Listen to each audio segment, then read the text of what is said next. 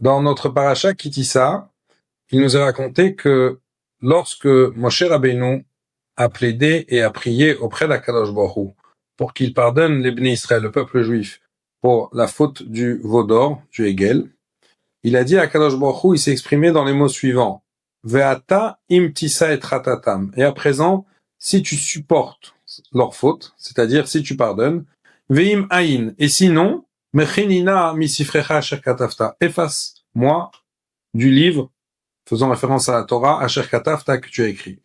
D'ailleurs, c'est pour cela que dans la paracha, il y a une paracha de la Torah, celle que nous avons lue la semaine dernière, Tetzavé, dans laquelle le nom de Moshe Rabbeinu n'apparaît pas. Mais en vérité, Rashi nous dit le pasouk, le verset, Moshe s'est exprimé de manière allusive. Pourquoi? Parce qu'il dit à Kadosh Baruch Hu, Ve'ata, et à présent, im tisa et ratatam, si tu supportes, tu pardonnes leur faute. Il dit pas c'est quoi la suite. Il dit pas si tu supportes leur faute, alors c'est bon. Il dit directement, il passe à la deuxième option, Ve'im aïn mecheninas mesifrecha shakatafta. Il propose que la deuxième option, c'est-à-dire sinon, alors efface-moi de ton livre. Et Rashi nous dit que le verset a parlé de manière allusive, c'est-à-dire qu'il voulait dire si tu supportes leur faute, imtiset ratatam, donc là c'est ok, là tu n'auras pas besoin de m'effacer de ton livre. Mais le rabbi a ramené lors d'une sikha, d'un farbringen, d'un rassemblement chassidique, un enseignement que son père, Rabbi Levi Yitzhak, avait dit, et il a expliqué qu'en vérité Moshe Rabbeinu n'a pas donné à Kadosh Baruch Hu deux options, il lui en a donné qu'une. Il lui a dit Vata im tisa et ratatam, si tu supportes, et dans tous les cas, même si tu supportes pas, veim aïn, dans tous les cas, efface-moi. Pourquoi? Parce qu'Akadosh Baruch Hu, auparavant, il avait dit à Moshe, je vais détruire le peuple juif, et je vais créer une nouvelle descendance à partir de toi. Akadosh Baruch Hu lui a dit, ve'eseotra le goy gadol.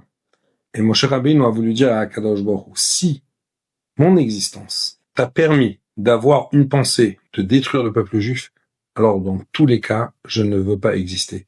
Parce que Moshe Rabbeinu, il était tellement uni avec chaque juif qu'il était prêt à faire Messirut Nefesh et de dire à Kadosh Baruch Hu que moi, je ne préfère ne pas exister si tu as pensé qu'à partir de moi, tu pourras détruire le peuple juif et faire une nouvelle descendance à partir de moi.